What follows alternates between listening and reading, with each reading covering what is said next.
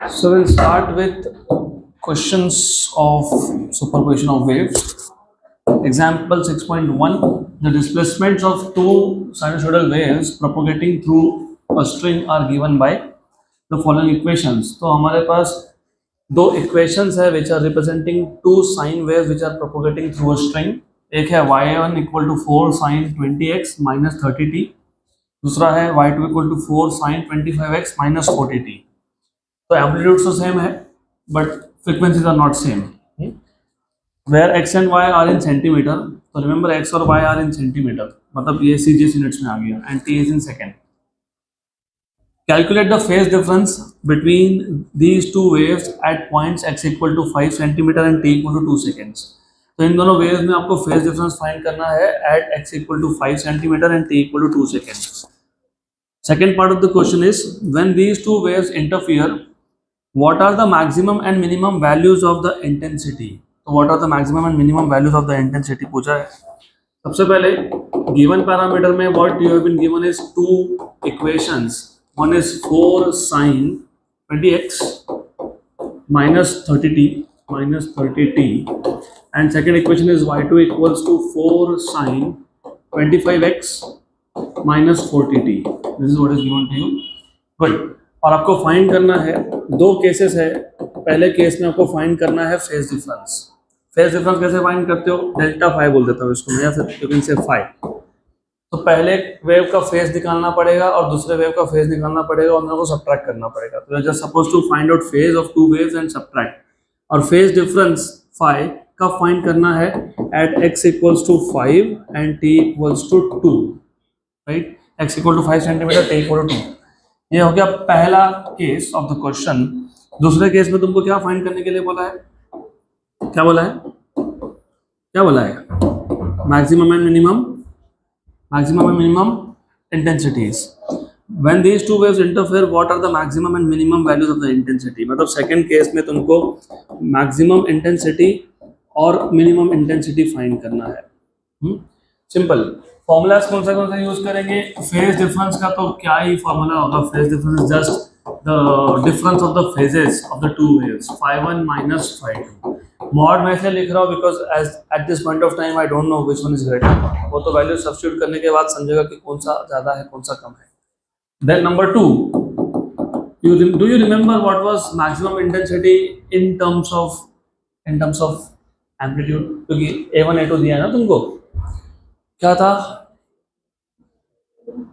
A1 plus A2 square. तो it was A1 plus A2 का square. ऐसा ही था ना, अरे यही था ना, ऐसा ही था. This was the formula for maximum intensity and for minimum what was that, A1 minus A2 का स्क्वायर. तो ये तीन फॉर्मूला तुमको लगने वाले हैं. So let's start by first finding out phase difference. तो हमारे पास y1 equals to 4 sine of 20x है और माइनस 30t है और x की वैल्यू 5 और t की वैल्यू 2 सब्स्टिट्यूट करनी है. तो आपको y1 मिल गया 4 sine 20 into 5 that is 100, 30 into 2 that is basically 40. 100 में से 60 गए तो 40. तो ये आपको मिल गया phase phi1. This is phi1. पहले वेव का फेज आ गया आपके पास 40. दूसरे वेव का y2 equals to 4 sine of 25x minus 40t था. तो यहाँ पे भी तुम x की वैल्यू 5 लिखोगे, x equals to 5 and t equals to 2. So therefore y2 equals to 4 sine 25 into 5 125 minus 40 into 2 that is 80. 125 में से 80 गए तो 45 होता है. ये हो गया phi2.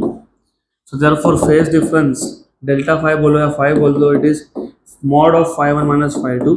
मॉड इसलिए हुआ था कि I did not know at that time कि कौन सा बड़ा है कौन सा छोटा है. Now you know phi1 is 40, this is 45.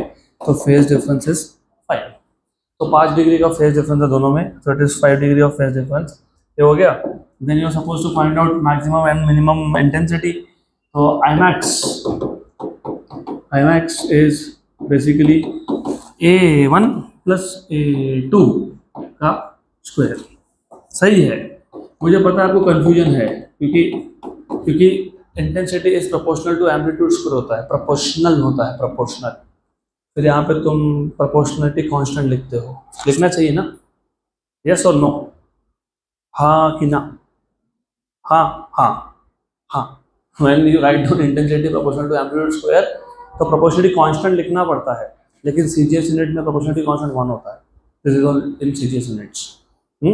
इसके लिए हम लोग नहीं लिखते हैं, छोड़ दिया। तो 4 + 4, क्योंकि A1 is 4, A2 is 4, तो दैट इज 8 का स्क्वायर, तो कितना आ गया 64। और मिनिमम इंटेंसिटी होगा 0, क्योंकि A1 - A2, तो 4 - 4 is 0, तो 0, minimum is 0 and maximum is 64।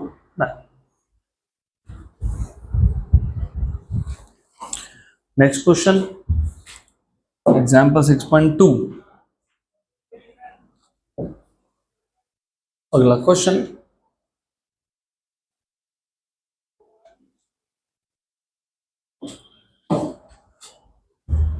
Example number 6.2। A progressive wave travels on a stretched string. A particle on this string takes 4 millisecond to move from its mean position to one of its extreme position. तो main position से एक extreme तक जाने में 4 second लग गए, मतलब time period 4 मिली second लग गए, मतलब time period is 16 milli second. क्योंकि you remember from mean to extreme it is T/4 time period by 4। तो मेन से एक्सट्रीम तक जाने में अगर 4 मिली सेकेंड लगे हैं तो एक चक्कर कंप्लीट करने में 4 गुना होगा, because mean to extreme, extreme to mean, then left extreme, then mean, तो इट इज 16 मिली सेकेंड। ठीक है, right down in the form of formula also. The distance between two consecutive points on the string which are at their mean position, मतलब दो successive mean positions का जो distance है it is 2 centimeter. So the distance between two consecutive points on the string which are at their mean position at a certain instant of time is 2 centimeter. Find the frequency, wavelength and speed of the wave. Very good question, simple question. सिर्फ थोड़ा सा तुमको imagine करना पड़ेगा तब जाके question solve होगा। तो ऐसा है, let's take this as a string. इस पे हम लोगों ने एक प्रोग्रेसिव वेव को प्रोपोगेट कर दिया। So this is a progressive wave which is travelling. यहाँ पे इमेजिन, यहाँ पे एक पार्टिकल था, इस पार्टिकल को यहाँ से यहाँ तक जाने में 4 मिली सेकेंड लग गए, तो small t is 4 milli second. तो I will write down given parameters alongside, साथ साथ में लिख लेते हैं। t = 4 milli second. You know that the particle takes T/4 time to go from mean to extreme. तो याद रखना, ये याद रखना। तो I will put down solution also here साथ में। So we know that, what do you know, the time taken by the particle, the time taken by the particle to go from mean to its extreme is T/4। तो ये 4 milli second था time, तो यहाँ से तुमको मिल जाएगा time period as 4 times of t। अब आगे बोला है the distance between two consecutive points on the string which are at their mean position is 2 centimetre. मतलब मान लेते हैं कि ये एक मीन पोजीशन पे है, ये एक मीन पोजीशन पे है, इन दोनों में डिस्टेंस, चलो मैं इसको x मान लेता हूँ। कितना दिया x? 2 सेंटीमीटर। कितना है x? 2 centimetre. But do you know mean to next mean is λ/2। कितना होता है? λ/2, right? So but mean to next mean to the consecutive mean, next mean distance is λ/2। तो x = कितना हो गया? λ/2। तो x = λ/2 हो गया, तो λ = 2x हो गया, तो वेवलेंथ मिल जाएगा। क्या क्या पूछा था आपको? Find the frequency, wavelength and speed. Find the frequency, wavelength and speed. Okay, good. तो frequency, wavelength and speed, formula कौन सा यूज करोगे? फ्रीक्वेंसी फाइंड करने के लिए तुमको टाइम पीरियड चाहिए था, क्योंकि 1/टाइम पीरियड इज फ्रीक्वेंसी, और टाइम पीरियड यहाँ से मिलेगा। उसके बाद आपको वेवलेंथ चाहिए था, वेवलेंथ तो यहाँ से मिल जाएगा। From figure you have formula for wavelength as 2x. This comes from the diagram that we have drawn. Then you want to find out what velocity? Yes, velocity is n lambda. तो n find करोगे, lambda find करोगे, दोनों को multiply कर दोगे, हो गया आपका स्पीड का formula ready, done. This is what you are suppose to do, good. तो अब हम लोग सबसे पहले यहाँ से मिल गया हमको time period, 4 into 4 that is 16 milliseconds. Time period is 4 into 4 milliseconds, that is 16 milliseconds. तो 16 milliseconds है वो, it is 16 into 10 raised to minus 3. Then you have lambda equals to 2x, x की वैल्यू कितनी थी, 2 सेंटीमीटर थी, तो 4 centimetre हो गया। 4 centimetre is 4 into 10 raised to minus 2 metre, and then v equals to n lambda है। n तो पहले फाइंड करना पड़ेगा, टाइम पीरियड मिल गया, फ्रीक्वेंसी फाइंड करना बाकी है। Frequency is 1 upon time period, 1 upon 16 millisecond था, millisecond goes 10 raised to minus 3 goes up, तो 10 raised to plus 3 बन गया ये। You have n equals to 1 upon 16 or 10 raised to 3. 10 raised to 3. What is 1 by 16? What is 1 by 16? नहीं तो 4 का table पता होना चाहिए, कुछ तो पता होना चाहिए ना। This is 10 raised to 3. 4 4 जा बराबर, and 25 जा 25 by 4. What is 25 by 4? 6.25. 6.25 into 10 कितना हो गया, 62.5. तो फ्रीक्वेंसी 62.5 हर्ट्ज, ये आ गया फ्रीक्वेंसी। फ्रीक्वेंसी आ गया, वेवलेंथ तो हम फाइंड कर ही लिया था, तो वेलोसिटी मिल जाएगा n lambda, that is 62.5 into wavelength was 4 into 10 raised to minus 2. ऐसे था ना? Yes. 62.5 into 4 is 250. 250 into 10 raised to minus 2 is 2.5. तो speed is 2.5 metre per second. तो आंसर्स यही आने चाहिए। These are the answers that you should get. I am just verifying with the textbook. Correct है, all of these answers are correct.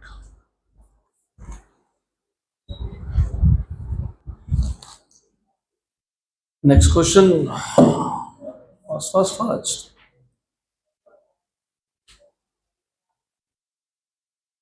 चलो अगला question.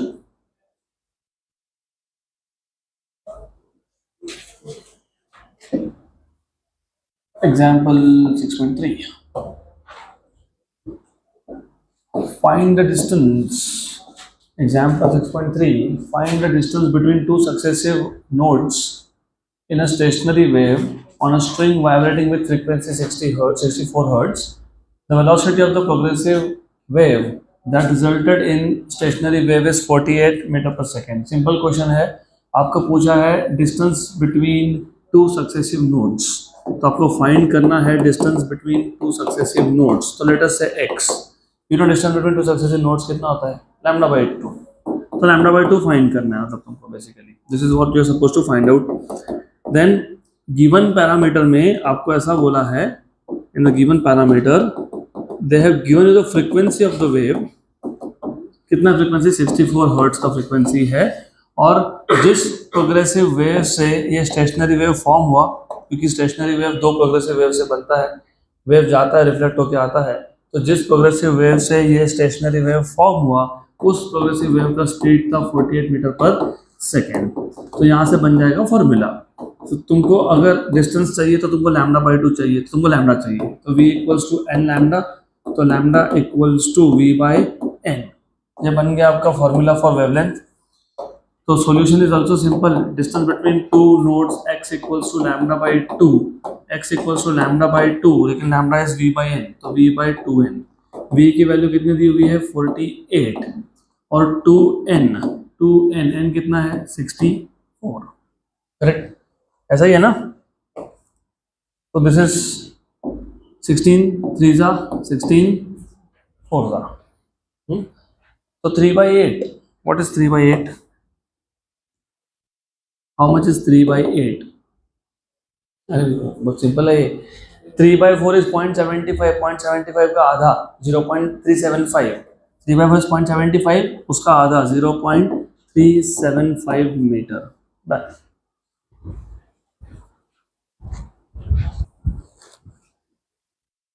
Okay. So what will be the distance between node and antinode? Lambda by 4, मतलब इसका भी आधा 0.375 divide by 2. Because lambda by 4 is lambda by 2/2. तुमने lambda by 2 तो find कर लिया ना, तो इसका और बाई 2 कर दो, इसको और आधा कर दो. 0.18 ऐसा कुछ आएगा वो. 0.18 मीटर के आसपास आएगा. Next question.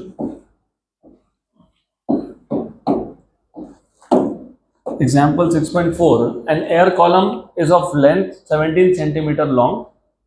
एयर कॉलम का लेंथ बोला है आपको, डायरेक्टली एयर कॉलम का, ट्यूब लेंथ नहीं बोला है. जब एयर कॉलम का लेंथ बोला हो तो करेक्टेड लेंथ होता है, मतलब एंड करेक्शन मिला के होता है.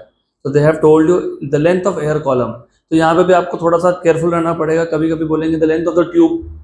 जब लेंथ ऑफ द ट्यूब बोलेंगे तो length of the tube plus and correction करना पड़ेगा आपको. लेकिन यहाँ पे क्लियरली बोल दिया the length of air column, तो सीधा करेक्टेड लेंथ बता दिया, 17 सेंटीमीटर है. Calculate the frequency of fifth overtone in the air column. In the air column, if it is closed at one end, and if the air column is closed at one end and open at both ends. Simple है, simple सा question है. तो पहले question क्या है, question में दिया क्या है, पहले वो समझ लेते हैं. What is given to you? They are telling you length L of air column कितना, 17 सेंटीमीटर लॉन्ग. उसके बाद क्या बोला है, calculate the frequency of fifth overtone if the column is closed eight one and open at both ends. Velocity of sound in air is 340 metre per second.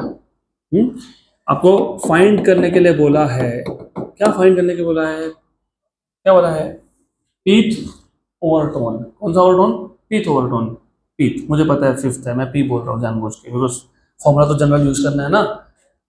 तो you are suppose to find out number 1 fifth overtone for closed pipe and fifth overtone for open pipe, right? Good. अब ये same question CET में भी आया था, तो same ही है. आई थिंक नीट में भी आया है. गुड. फॉर्मूला बताओ. मुझे पहले ये बताओ what is pith overtone for a closed pipe. 2p plus 1 into n. 2p plus 1 into n. And for open pipe, p plus 1 into n. ऐसा ही होता है ना. Pth overtone is p plus 1 harmonic. First overtone is second harmonic, second overtone is third harmonic. यहाँ पे first overtone is third harmonic, second overtone is fifth harmonic. सही है? All correct? All correct. Not correct. सब सही नहीं है यहाँ पे. क्यों सही नहीं है, यहाँ ध्यान दो, यहाँ पे ध्यान दो. This is where things go wrong. Fundamental frequency for open और क्लोज पाइप सेम नहीं होता है. इधर तुमको फंडामेंटल फ्रीक्वेंसी भी देखना पड़ेगा. वो V/4L होता है, ये V/2L होता है. फंडामेंटल फ्रीक्वेंसी सेम नहीं होता है, इसके लिए you have to be careful, नहीं तो फिर गए. तो यहाँ पे फंडामेंटल फ्रीक्वेंसी इज V/4L. अब इस क्वेश्चन में तो लेंथ सेम बोला है, कभी कभी लेंथ भी अलग अलग दे देंगे आपको. तो यहाँ पे ओपन पाइप के लिए कितना होता है, V/2L, राइट. तो अब कैलकुलेशन थोड़े कम करने हो तो you can use some tricks here. What you can do is, calculation कम करने होंगे तो I can write down this as 2V/4L. लिख सकते हैं क्या ऐसा, सिर्फ 2 से मल्टीप्लाई डिवाइड कर लिया. तो यू सी, तुमने और एक नया चीज सीख लिया. Fundamental frequency of open pipe is 2 times of closed pipe. Condition है दोनों का लेंथ सेम होना चाहिए. Column length should be same. तो the column length is same, तो fundamental frequency of open pipe is 2 times of fundamental of closed pipe. बराबर. Good. Then formulas ready हो गए. अभी आपको सिर्फ सॉल्व करना है 1 by 1. सबसे पहले I will find out what is fundamental frequency of closed pipe which is V/4L. V was 340 metre per second. 4 into length was 17 centimetre. उसको मीटर में कन्वर्ट कर लिया, 10⁻² आ गया. दिस इज 1 ज़ा एंड दिस इज बेसिकली 20 ज़ा. This is 1 ज़ा, this is 5 ज़ा. तो 500 हर्ट्ज का फंडामेंटल फ्रीक्वेंसी है, 500 हर्ट्ज का फंडामेंटल फ्रीक्वेंसी है फॉर क्लोज्ड पाइप। ये हो गया फंडामेंटल फ्रीक्वेंसी। फिर तुमको पूछा था फिफ्थ ओवरटोन। तो fifth overtone will be 2 into 5 plus 1 into NC, 2p plus 1, 10 plus 1, 11 into how much? 500. तो 5500. 5500 is the fifth overtone for closed pipe. Now similarly you can find out for open pipe. Open pipe का fundamental frequency तो अभी बताया 2 times of closed, 2 times of 500 मतलब 1000, तो 1000 hertz का frequency है, बराबर। Fundamental is 1000 hertz here. And then fifth overtone for open pipe will be 5 plus 1, p plus 1 into n, p plus 1 into n, तो 6 into 1000 कितना हो गया? 6000, सो 6000 हर्ट्ज, बराबर। Good, done.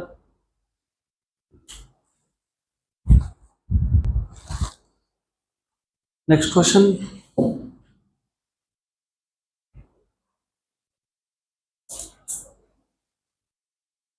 Example 6.5, good question, अच्छा question है। Question में बोला है आपको, क्या बोला है? A closed pipe and an open pipe have the same length, मतलब same column length, show that no mode of the closed pipe has the same wavelength as any mode of the open pipe. Question समझा? Question समझा? Question ऐसा बोला है कि दो pipe है, एक है ओपन पाइप, एक है क्लोज पाइप, दोनों का कॉलम लेंथ सेम है। आपको शो करना है कि क्लोज पाइप के केस में किसी भी मोड का जो वेवलेंथ आएगा, फंडामेंटल मोड में एक वेवलेंथ होता है, उसके बाद दूसरे मोड में एक वेवलेंथ और होता है, फिर और एक वेवलेंथ होता है थर्ड मोड में। तो किसी भी मोड का, क्लोज पाइप के किसी भी मोड का वेवलेंथ ये ओपन पाइप के किसी भी मोड में वेवलेंथ के साथ मैच नहीं हो रहा, तो they don't have same values. Show that no mode of closed pipe has the same wavelength as any mode of the open pipe. So what you should do is, एक काम करते हैं, इसको हम लोग एक टेबल के फॉर्म में सॉल्व करते हैं। We'll make a table, वो टेबल तुमको काम भी आएगा फिर, because you will need this for JEE NEET and CET also. So better that we do this. तो एक काम करता हूँ मैं, मोड, उसके बाद closed pipe, wavelength for closed pipe and wavelength for open pipe, ऐसा बना लेता हूँ टेबल।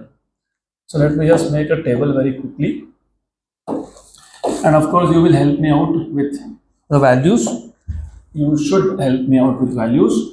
तो ऐसा है, सबसे पहले मोड, पहला मोड मतलब फंडामेंटल मोड, दूसरा मोड मतलब फर्स्ट ओवरटोन, राइट, तीसरा मोड मतलब सेकेंड ओवरटोन, चौथा मोड मतलब थर्ड ओवरटोन।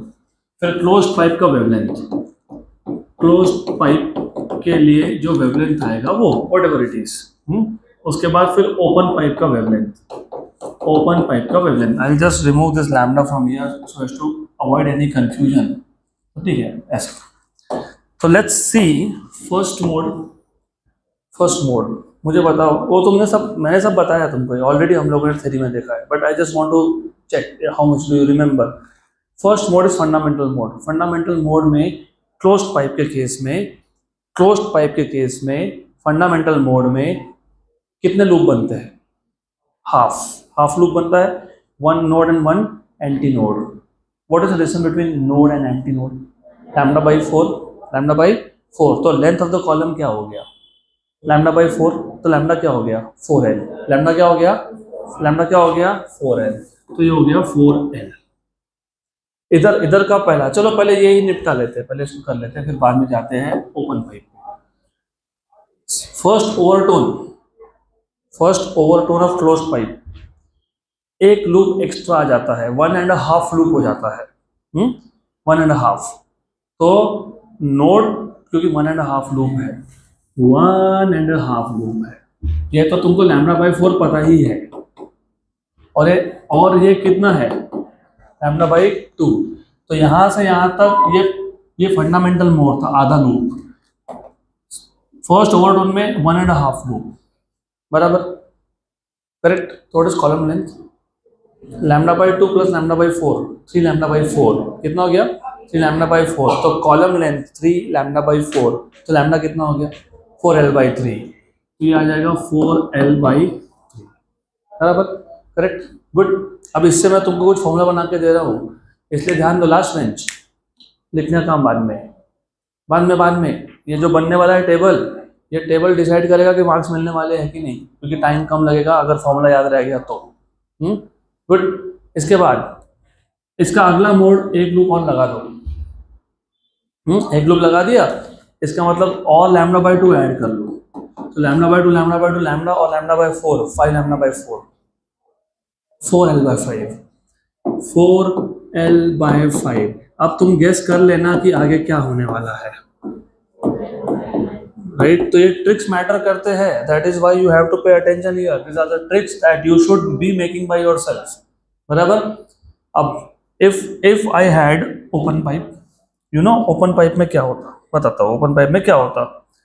ओपन पाइप में फंडामेंटल मोड में, पहले ही मोड में ओपन पाइप में ऐसा होने वाला था, दो half loop, yes no, yes, lambda by 2 distance, बराबर, बराबर। तो lambda is 2l, lambda is 2l, क्योंकि लैम्डा बाई 2 इज l, तो लैम्डा इज 2l, 2l। इसका अगला मोड कुछ नहीं होता है, इसके आगे एक एक्स्ट्रा लूप लग जाता है, एक एक्स्ट्रा लूप लग जाता है। तो एक एक्स्ट्रा लूप लग जाएगा यहाँ पे, बस ऐसा बन जाएगा। बीच में एक लूप और दो ओपोनेंट पे आधे आधे लूप। तो अब बताओ मेरे को, what is the length? Lambda by 4, lambda by 4, lambda by 2 and lambda by 2। Lambda lambda हो गया ना, तो लैम्डा इक्वल टू l आ गया, तो कितना आ गया? l, बराबर, correct. You look at this like that, I look at this like this one. अब तुमको समझ में आ गया आगे क्या होने वाला है? 2l बाई 3, 2l बाई 4 ऐसा होने वाला है। चेक कर लो, समझ में आ जाएगा। इसके अगले में क्या होगा पता है? इसके अगले में क्या होगा? इसका अगला मतलब सेकेंड ओवरटोन। कौन सा overtone? Second overtone. What will happen in second overtone? Something like this, something like this. अभी थोड़ा समझ लेना, डायग्राम गलत है मुझे पता है, बट एनीवेज ऐसा होने वाला है, होगा ना ऐसा? Lambda by 4, lambda by 4, lambda by 2, lambda by 2, lambda by 2, lambda by 2, lambda 2, lambda, lambda by 4, lambda by 4, lambda by 2, 3 lambda by 2, 3 lambda by 2 equal to l। तो लैम्डा इज 12 बाई 3, तो मैंने तो पहले लिख दिया था 12 बाई 3, 12 बाई 4, 12 बाई 5, बराबर। तो दिख रहा है इधर का एक भी वेवलेंथ यहाँ के किसी भी वेवलेंथ के साथ मैच नहीं हो रहा, नहीं हो रहा है ना, नहीं हो रहा है, तो आ गया answer. therefore we see that, therefore we see that, we see that, what do you see? No mode of closed pipe, no mode of closed pipe has same wavelength, has same wavelength as any mode of open pipe, as any mode of open pipe।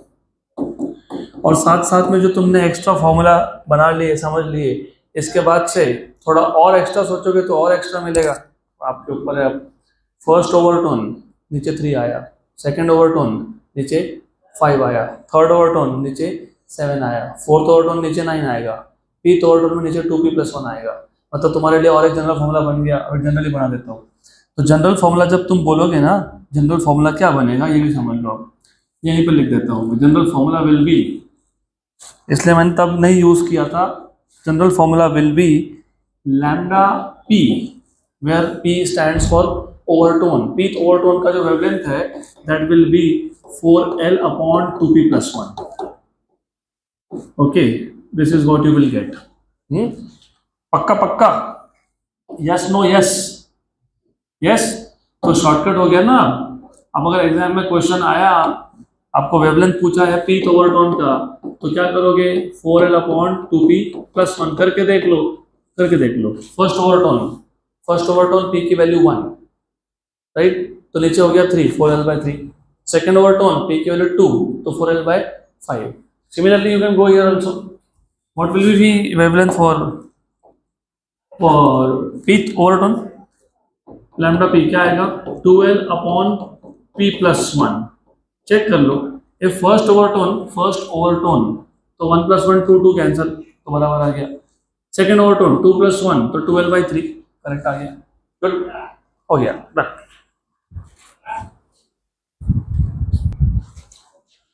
Okay, तो अभी next time से you use this as a trick. You can say this is for close pipe, this is for open pipe. Good. Next question, example 6.6.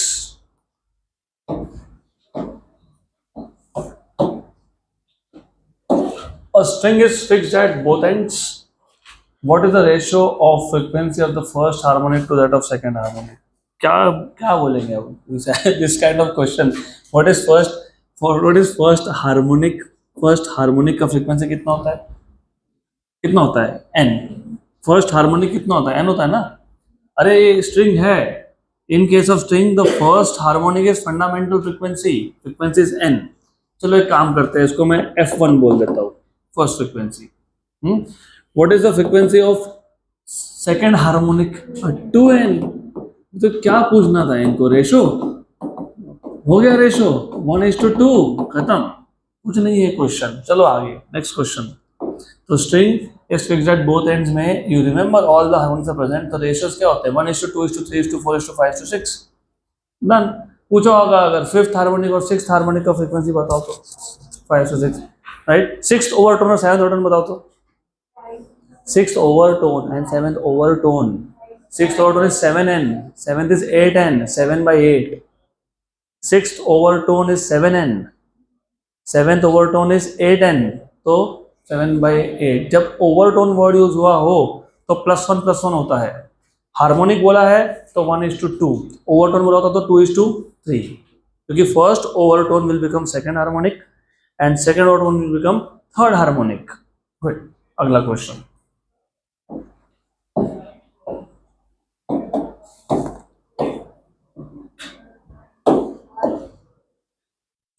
Next question. Example 6.7. The velocity of a transverse wave on a string of length 0.5 meter is 225 meter per second. तो transverse wave है. Transverse wave का velocity string पे, जिस string का length 0.5 था वहां पे 225 metre per second का स्पीड है. A. What is the fundamental frequency of the standing wave on this string if both ends are kept fixed? B. While this string is vibrating in the fundamental harmonic मतलब fundamental mode, what is the wavelength of the sound produced in air if the velocity of sound in air is 330 meter per second? Second part थोड़ा सा confusing हो सकता है, होना नहीं चाहिए, हो सकता है. पहले क्वेश्चन को ओवरऑल समझ लो. क्वेश्चन में आपके पास एक स्ट्रिंग है, उस स्ट्रिंग में जो ट्रांसवर्स वेव है उसका वेलोसिटी है 225 मीटर पर सेकेंड और उस स्ट्रिंग का जो लेंथ है that is 0.5 metre. Correct. Then उसके बाद आपको फाइंड करना है, पहले केस में आपको फाइंड करना है, क्या फाइंड करना है? फाइंड करना है what is the fundamental frequency of standing wave on this string. Fundamental frequency मतलब n.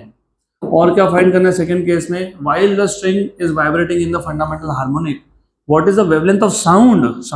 Remember, wavelength of sound produced in air if the velocity of sound is 330 meter per second in air. wavelength of sound. तो जब string vibrate होगा, string पे जो wave है उसका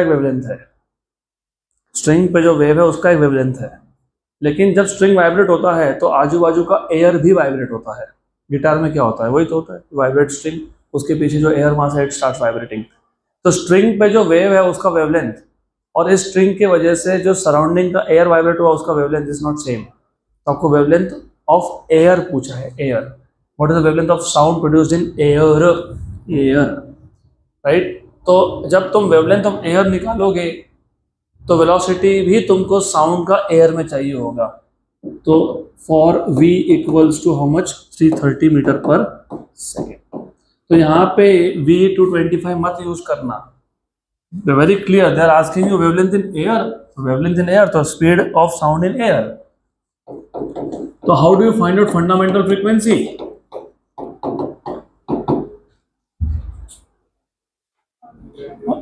1/12 root of T/m। Okay, सही but not सही। Do you know what is T, what is m? No, you don't know. फिर क्या करेंगे? अरे रूट ऑफ T/m ही तो v होता है, यही तो v होता है। दिस इज v ओनली, भूल गए क्या? This is velocity of wave on a stretch string, तो ये खुद ही तो v है, तो v/12 है, ये v/12 है, बराबर। यस नो यस, हाँ या ना, हाँ या ना, हाँ हाँ करेक्ट है, रॉन्ग नहीं है। Do you notice something? मैंने आपको बोला था open pipes and strings are very similar to each other. Do you remember what was the fundamental frequency of open pipe? That is equal to the string also. तो same ही है, सिर्फ v की जगह पे रूट ऑफ T/m। तो इसका मतलब तुमको फंडामेंटल फ्रीक्वेंसी या किसी भी फ्रीक्वेंसी के लिए फॉर्मूला एक ही का याद रखो, या ओपन पाइप का रखो या स्ट्रिंग का रखो, सेम ही है। गुड, सिर्फ डिफरेंस ये है वहां पे दो एंड पे नोड बनते हैं स्ट्रिंग में, और ओपन पाइप में दो एंड पे एंटी नोड्स बनते हैं, दैट इज ओनली डिफरेंस। तो ये मिल जाएगा तुमको। Then in the second case you want to find out what? Lambda, you know v equals to n lambda, yes. तो velocity of sound in air and wavelength in air. Okay, frequency कहां से आएगा? Frequency कहां से आएगा? Frequency यही है ना, जितनी फ्रीक्वेंसी से स्ट्रिंग वाइब्रेट होगा उतने ही फ्रीक्वेंसी से एयर वाइब्रेट होगा। अब मैं भी जब बोल रहा हूं तो my throat is generating vibration of certain frequency. If my throat is generating 20 hertz का frequency, the air is also vibrating with the same frequency. तो हो गया फॉर्मूला रेडी। तो फॉर्मूला रेडी हो गए, तो अब सिर्फ आपको वैल्यूज फाइंड करनी है। तो case 1, you have frequency equals to v/12, v was 225, length was 0.5, very good, they are helping us, 0.5 into 2 is 1, तो नीचे तो 1 ही हो गया, तो 225 हर्ट्ज का ही फ्रीक्वेंसी है, बराबर।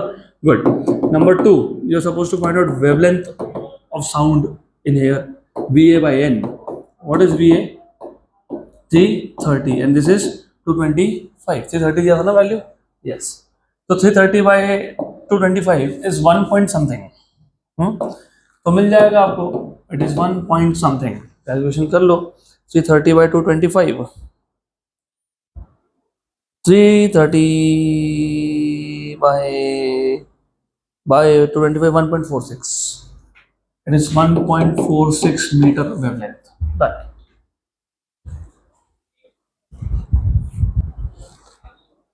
So next question, अगला question,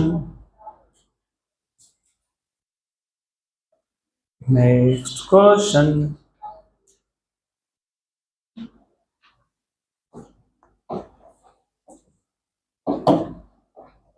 example 6.9, a sonometer wire of length 50 centimeter is stretched by keeping weights equivalent to 3.5 kg। तो अगर याद होगा सोनोमीटर के केस में tension is equal to mg। Tension हम लोग प्रोड्यूस करते हैं, अगर याद है सोनोमीटर वायर का जो फ्री एंड होता है वो स्लॉटेड वेट अरेंजमेंट होता है, वहां पर जितना वेट डालोगे राइट उतना टेंशन प्रोड्यूस होगा, तो T इक्वल टू mg, मतलब T मिल जाएगा तुमको। 3.5 दिया है, इसको G से मल्टीप्लाई कर देंगे। The fundamental frequency of vibration is 125 hertz, n की वैल्यू दे दी है आपको। Determine the linear mass density of the wire, simple सा क्वेश्चन है, it's not difficult at all, too simple. तो गिवन पैरामीटर्स में what have they given you, they have told you the length is 50 centimeter, 50 centimeter is 0.5 meter, then mass is 3.5 kg. From this mass you can find out tension, which is m into g, which is basically 3.5 into 9.8। कहीं पे भी g की value 10 use करो, नहीं बोला तो 9.8 रखते हैं, देखते हैं बाद में। The fundamental frequency is 125 hertz, 125 बोला है ना, yes, and you are supposed to find out what? You are supposed to find out linear mass density। तो तुमको लीनियर मास डेंसिटी मतलब स्मॉल m फाइंड करना है, तो मुझे बताओ फॉर्मूला कौन सा यूज होगा? Fundamental frequency 1/12 root of T/m, squaring on both sides, n square equals to 1/4 4L T by M, तो M equals to 1/4L square T by N square. ये बन गया फॉर्मूला। करेक्ट है? यस करेक्ट है। All good? Yes good. तो अब इसे आपको वैल्यूज डालनी है and suppose to solve this. तो you have M equals to 1/4L square T by N square okay. 1/4L, L कितना था? 0.5 का स्क्वायर कितना होता है? 0.25। 5 × 10⁻⁻1 का स्क्वायर होता है 20 × 10⁻²। तो ये सीधा सीधा डायरेक्ट कर दिया मैंने। ये L स्क्वायर का वैल्यू कहाँ से आया? एक स्टेप बढ़ा देता हूँ। यहाँ से आया। What is tension? 3.5 × 9.8 upon N 125 इसका स्क्वायर 125 का स्क्वायर। तो ये हो गया 1/4 × 25 × 10⁻²। 0.5 का स्क्वायर जानबूझ कैसा लिखा है क्योंकि ये और ये कैंसिल हो गया। 100 और 10⁻² गया 9.8 अपॉन 125 का स्क्वायर। 5 का स्क्वायर 25, 12 × 13 156। तो ये आ गया 15625 बराबर है। No problem with that, absolutely correct, कोई इशू नहीं है। ये तो सीधा सीधा ये 100 और ये 10⁻² गया है। तो you are just suppose to solve this now. अब इसको कैलकुलेट करना पड़ेगा। How do you think you will calculate this?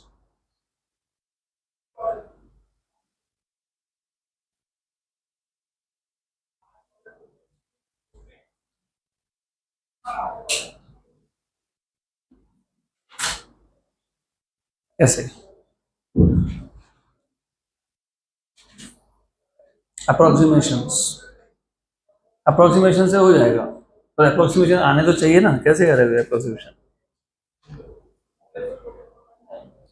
देखो मैं ऐसा करता, इधर पॉइंट लगाता, लगा दिया तो 10⁻² आ गया 10⁻² आ गया, गुड आ गया। इसको 10 मान लेता, मान लिया ये गया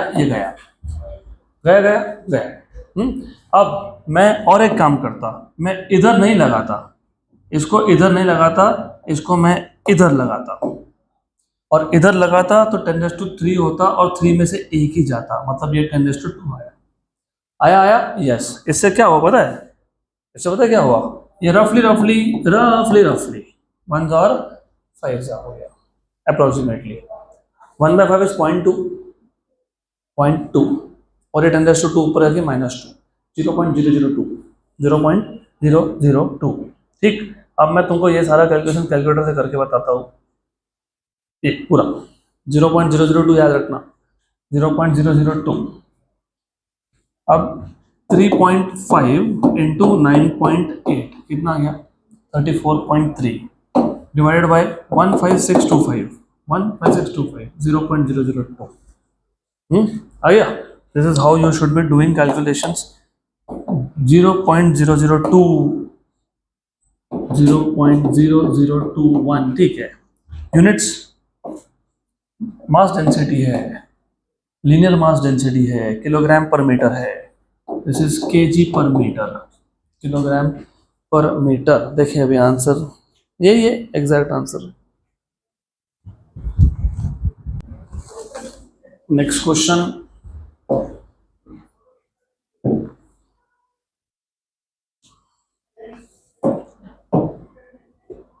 example 6.10। Two wires of the same material मतलब density is same, volume density is same and the same cross section मतलब area भी same हो गया, are stretched on a sonometer in अरे ये नया word आ गया है, तो this is something new, I have not heard of this word. It is succession. There is nothing called as succession. I don't know what is that succession. So it is succession. Succession मतलब एक के बाद एक, तो पहले एक wire लगाया, वो निकाला, फिर दूसरा वायर लगाया। Length of one wire is 60 centimetre and that of the other wire is 30 centimetre. तो L1 L2 की वैल्यूज दी है आपको। एंड अननोन लोड, अननोन बोला तो वही पूछा होगा, unknown load is applied to the first wire. पहले वायर को तुमने एक लोड लगा दिया unknown which you don't know, let us say M1, and second wire is loaded with 1.5 kg, तो M2 की वैल्यू 1.5 kg हो गई। If both the wires vibrate with same fundamental frequencies, मतलब पहला और दूसरा फंडामेंटल फ्रीक्वेंसी सेम है, दोनों वायर्स का फंडामेंटल फ्रीक्वेंसी सेम है। Calculate the unknown load. चलो ठीक है, तो मैं थोड़ा सा क्वेश्चन को सिंप्लीफाई करके ही सॉल्व करके दूंगा। I will not use the standard process of writing बड़े बड़े formulas, will make it little simple. सबसे पहले आपको गिवन पैरामीटर्स में क्या दिया है, that is something you need to understand. Length is first case 60 centimetre, second case 30 centimetre, and let us keep it in centimetre only, no need to convert, ratios बनने वाले हैं आगे जाके। M2 पता है, M2 दिया हुआ है 1.5 kg load on the second wire, and you are suppose to find out what is the load on the first wire. M1 find करना है, ये फाइंड करना है। देन फॉर्मूला कौन सा यूज करोगे, और एक कंडीशन दिया है आपको, कंडीशन ये दिया है कि fundamental frequency of first wire and fundamental frequency of second wire are same, N1 equal to N2 equal to N, मतलब कांस्टेंट है, fundamental frequency is constant. Fundamental frequency is constant, यहां से तुम्हारा काम बहुत आसान हो गया। What is fundamental frequency, 1/2L root of T by A, correct, पक्का पक्का। अगर तुमको एक चीज समझ में आई, फंडामेंटल फ्रीक्वेंसी इज सेम, मतलब this is constant, this is constant, good. 2 तो वैसे भी कांस्टेंट है, गुड। टेंशन से आता है, मतलब टेंशन कम्स फ्रॉम लोड, तो I will write down this as capital mg, I will write this down as capital mg। तो g भी कांस्टेंट है, g भी कांस्टेंट है, बराबर, करेक्ट। अब अगर सिर्फ तुमको ये समझ में आ गया कि लीनियर मास डेंसिटी कांस्टेंट है कि नहीं है, इफ यू अंडरस्टैंड दैट, हो गया आपका काम। तो लीनियर मास डेंसिटी कांस्टेंट है कि नहीं है, क्यों है? सेम, किसने बोला सेम वायर, मटेरियल सेम है, मटेरियल सेम है, तो वॉल्यूम डेंसिटी सेम है। Linear density mass upon length होता है, मास अपॉन लेंथ होता है।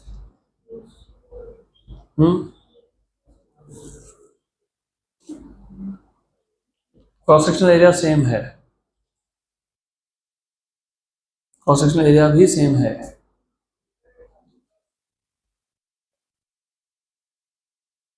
इसलिए मैंने बोला था वो जो लॉज ऑफ वाइब्रेटिंग स्ट्रिंग का जो तीसरा लॉ था ना, law of linear mass density, उसमें तुमको मैंने बोला था फंडामेंटल फ्रीक्वेंसी R पे डिपेंड करता है, inversely proportional to R। R same है क्योंकि उन्होंने बोला है क्रॉस सेक्शन सेम है। तो डायरेक्टली लिख सकते हो, you have to remember this small m, if you remember small m was m by L, m was volume into density by L, volume was area into length rho, और ये LL हो गया cancel, हो गया pi r square rho, pi r square rho। तो m को क्या लिखोगे, pi r square rho, ये यहां से आया। अब क्योंकि क्रॉस सेक्शन सेम था तो रेडियस सेम था, तो ये कांस्टेंट है, मटेरियल सेम है तो ये कांस्टेंट है, ये भी कांस्टेंट है। इसका मतलब ultimately root of m by l constant है। नहीं तो पूरे फॉर्मूला लिखने पड़ते हैं अननेसेसरी, तो I will make it shortcut. इसका मतलब root of m by l ही पूरा कांस्टेंट बन गया, ये बन गया फॉर्मूला। तो फॉर्मूला हो गया, अब आपको सॉल्यूशन भी मिल जाएगा, सॉल्यूशन भी मिल गया फिर, क्योंकि root of m by l constant होने का मतलब होता है कि root m proportional to l होना, मतलब m proportional to l square होना, मतलब m1 bye m2 equals to l1 bye l2 का स्क्वायर होना। और मैंने बहुत समय कन्वर्ट नहीं करूंगा क्योंकि रेशियोज आने वाले हैं, आ गया रेशियो, आ गया, गुड। तो m1 बाय m2 कितना है 1.5, और L1 कितना है 60 है, और ये कितना है 30 है, 60 बाय 30 का स्क्वायर हो गया। m1 इक्वल्स टू ये 1.5 वहां ले गए, ये 2 का स्क्वायर हो गया, 2 का स्क्वायर 4 होता है, 4 into 1.5 6 होता है, आंसर 6 kg।